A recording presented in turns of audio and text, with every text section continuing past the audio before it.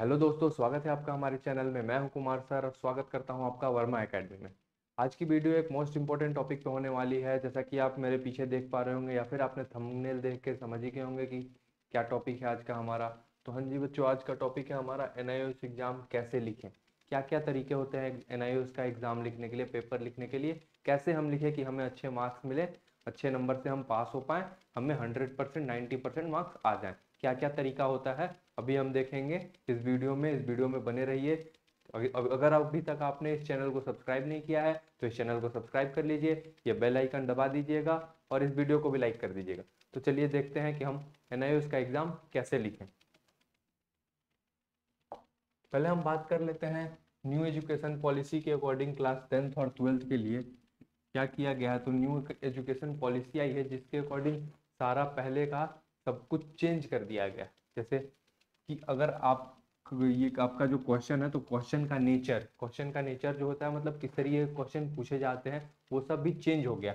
तो आप अभी क्या कीजिए, क्वेश्चन पेपर अगर आप देखते हैं तो पहले आप उस क्वेश्चन को प्रॉपर पढ़िए।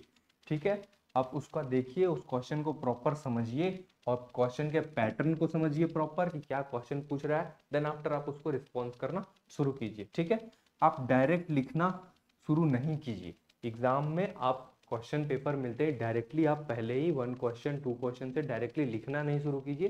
पहले क्वेश्चन को प्रॉपर पढ़िए, डायरेक्ट लिखिए मत। फिर उसमें से आप सेलेक्ट कीजिए कि कौन सा क्वेश्चन नंबर आपको ज़्यादा आ रहा है, जल्दी आ रहा है, मतलब कौन सा क्वेश्चन आपको आ रहा है बहुत अच्छे तरीके से प्रॉपर आ रहा हो।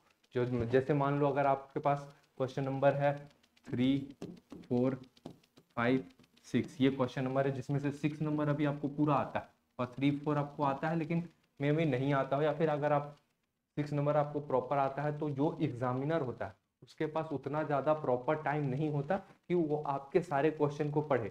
तो अगर आप पहला क्वेश्चन जो कि नंबर 6 आपको आ रहा है, एज ए एग्जाम्पल अगर आपको नंबर 6 आ रहा है तो आप क्वेश्चन नंबर 6 को पहले शुरू में इतने अच्छे से एलोबरेट करके लिखें, अच्छे तरीके से लिखें, ताकि एग्जामिनर समझ जाए कि हाँ बच्चे को क्वेश्चन का नॉलेज है, उसको आंसर आते हैं, वो सही से लिख रहा है, तो वो उसके अकॉर्डिंग आपके कॉपी को चेक करेगा। ठीक है, तो जो क्वेश्चन आपको पहले आता है, मान लो आपको 6 नंबर क्वेश्चन पहले आता है तो उसको कर लो। देन आफ्टर अगर आपको 4 आता है तो 4 कर लो। ऐसा कोई जरूरी नहीं है कि आपको उसको सीक्वेंस में ही लिखना है कि पहले 1 लिखूंगा फिर 2 लिखूंगा फिर 3 लिखूंगा। ऐसा कोई जरूरी नहीं है। आप पहले क्वेश्चन नंबर 8 भी लिख सकते हो, 7 भी लिख सकते हो, जो आपको आता है। और मैं आपको रिकमेंड करूंगा कि जो अच्छे तरीके से, बहुत अच्छे से आपको जो आंसर आता है पहले आप उसको लिखो, देन आफ्टर आप अगले पे बढ़ो। इससे क्या होगा, इससे आपका टाइम भी बचेगा। जो नहीं आता है अगर आप उस पर सोच के समय वेस्ट कर रहे हो, इससे ज़्यादा अच्छा है कि आपको जो क्वेश्चन आ रहा है उस पर ज़्यादा ध्यान दो, उसको जल्दी जल्दी लिख के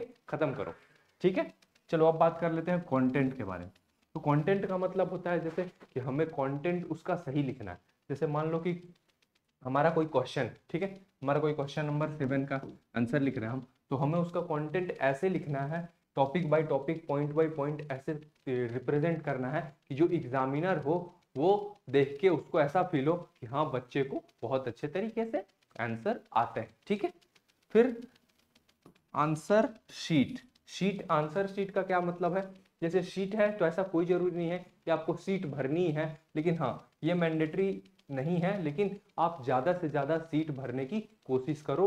इससे क्या होगा कि जैसा कि मैंने आपको बताया कि एग्जामिनर के पास उतना ज्यादा टाइम नहीं होता। तो अगर आपके शुरू के 3-4 पेज में उसने चेक किए, शुरू के 10 पेज अगर उसने चेक किए, अगर उसको आंसर सही लग रहे हैं तो बाकी के शीट में अगर आपने भरे होंगे, कुछ कुछ भी लिखे होंगे, कुछ तो आपको आता होगा आंसर से रिलेटेड, कुछ भी लिखे होंगे, तो आपके सीट के बेसिस पे भी आपको अच्छे मार्क्स दे दिए जाते हैं। अब बात कर लेते हैं, देखिए कि आपको कैसे पढ़ाई करनी है, आपको कैसे तैयारी करनी है उस चीज़ को रिलेटेड। तो आप प्रॉपर नोट्स का रीडिंग करते रहिए, नोट्स पढ़ते रहिए प्रॉपर लगातार, और वीडियोज को जरूर देखिए। यूट्यूब पे बहुत सारे वीडियोज अवेलेबल हैं सिलेबस से रिलेटेड, आपके आपके क्वेश्चन से रिलेटेड। तो आपको बुक्स, नोट्स की वीडियोस देखनी जरूरी है और नोट्स पढ़ना भी बहुत जरूरी है। और आपको एक चीज क्या करना है, पीवाईक्यू।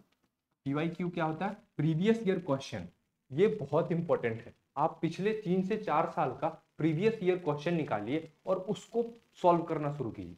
ये आपको बहुत हेल्पफुल करेगा एग्जाम में। जैसे आपको पैटर्न का अंदाजा हो जाएगा कि हाँ क्या क्या क्वेश्चन रिपीट हो रहे हैं, कौन से क्वेश्चन ज्यादा बार पूछे जा रहे हैं, कौन सा कंटेंट रिपीट हो रहा है। तो आपको प्रीवियस 5 ईयर के, प्रीवियस 4 ईयर के क्वेश्चन जरूर सॉल्व करके जाने हैं। इससे आपका जो अटेम्प्ट होगा एग्जाम का वो ज्यादा अच्छा होगा, आप ज्यादा अच्छे आंसर कर पाएंगे, आपको पता होगा कि हाँ किस तरीके के क्वेश्चन एनआईएस बोर्ड में पूछे जाते हैं।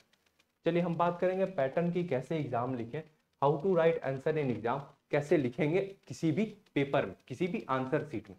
तो पहले हम क्या करेंगे, जैसे मान लीजिए हमारा क्वेश्चन हो और हमें उसको रिप्लाई करना हो, रिस्पॉन्स करना हो। अगर 8 नंबर का क्वेश्चन है, अगर हमारा 1 नंबर का क्वेश्चन है, तो हम कोशिश करेंगे कि इसको 1 लाइन 1 सेंटेंस में खत्म करें, इन 1 सेंटेंस खत्म करें।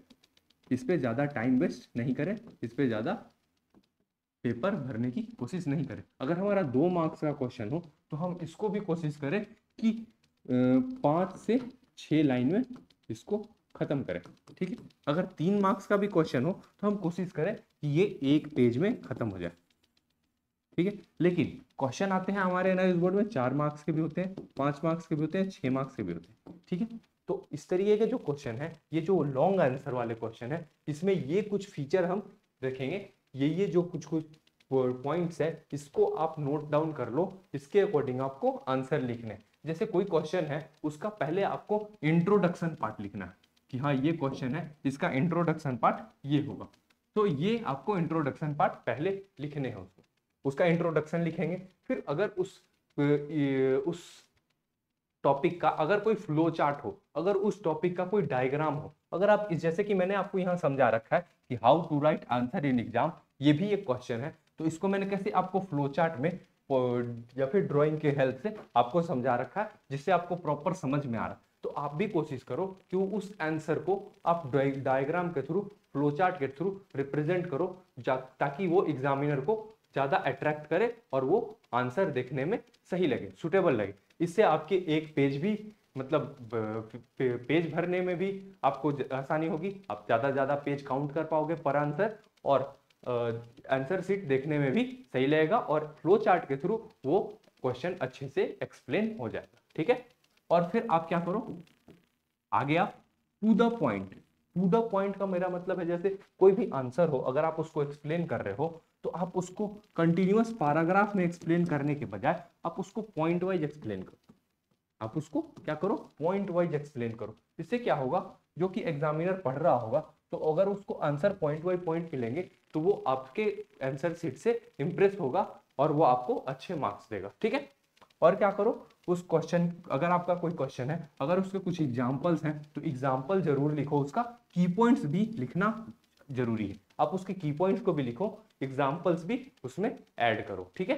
जिससे आपका आंसर और भी ज्यादा अट्रैक्टिव दिखेगा, इससे ज्यादा आपका आंसर और भी क्लियर लगेगा कि हाँ आपको जो कॉन्सेप्ट है वो बहुत अच्छे से क्लियर है और एग्जामिनर आपको अच्छे मार्क्स देगा, ठीक है। और लकी अटेम्प्ट, लकी अटेम्प्ट का मेरा मतलब ये है, जैसे मान लो कोई क्वेश्चन आपको नहीं आ रहा, ऐसा नहीं है कि आप पढ़ के नहीं गए हो, लेकिन कुछ कुछ क्वेश्चन ऐसे होते हैं जो या तो उस मौके पे याद नहीं आ रहे होते, या फिर हो सकता है कि हमसे पढ़ना रह गया, लेकिन क्वेश्चन तो होंगे हमारे सिलेबस के ही, हमारे बुक्स के, आप बुक पढ़ के गए ही हो। तो ऐसा बिल्कुल नहीं हो कि आपको उसमें कुछ भी नहीं आ रहा, ऐसा कुछ भी नहीं हो, मतलब ऐसा बिल्कुल नहीं होगा कि आपने उस टॉपिक के बारे में सुना ही नहीं होगा, पढ़ा ही नहीं होगा।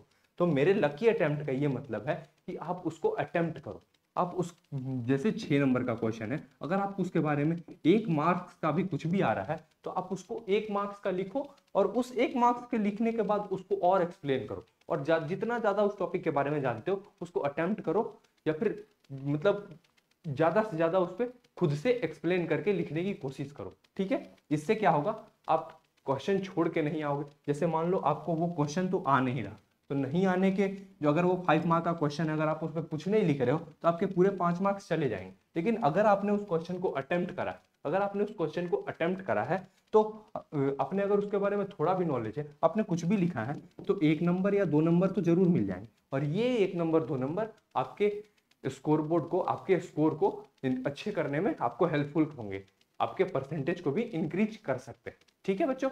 और नेक्स्ट हम देखते हैं कि कुछ की प्रोवाइडेड हैं जो हमारे वर्मा एकेडमी के थ्रू आपको प्रोवाइड किए जाते हैं। जैसे कि आपको अगर नोट्स चाहिए, ठीक है, आपको टीएमए का सॉल्यूशन चाहिए, ठीक है, सॉल्व क्वेश्चन पेपर चाहिए आपको, या फिर एग्जाम एडमिशन के लिए हेल्प चाहिए, कोई भी हेल्प चाहिए, एडमिशन से रिलेटेड आपको सॉल्व क्वेश्चन चाहिए, टीएमए का सॉल्यूशन चाहिए, या फिर आपको सब्जेक्ट्स के, चैप्टर्स के, किसी भी चीज़ के नोट्स की ज़रूरत है, तो उसके लिए आप हमको कांटेक्ट कर सकते हो। ये है हमारा नंबर 9667103518। आप इसको नोट डाउन कर लो। अगर आपको एडमिशन रिलेटेड क्वेरी हो, नोट्स चाहिए हो, टीएमए का सॉल्यूशन चाहिए हो, तो आप हमें इस नंबर पे कॉल करके व्हाट्सएप के थ्रू आप हमसे ये सारी चीज़ें प्रोवाइड करा सकते हो। हम आपको ये फ्री ऑफ कॉस्ट प्रोवाइड करेंगे। तो बच्चों ठीक है, आज के इस वीडियो में बस इतना ही था। मिलते हैं नेक्स्ट वीडियो में। तब तक इस वीडियो को लाइक करो, चैनल को सब्सक्राइब करो। जय हिंद बच्चों।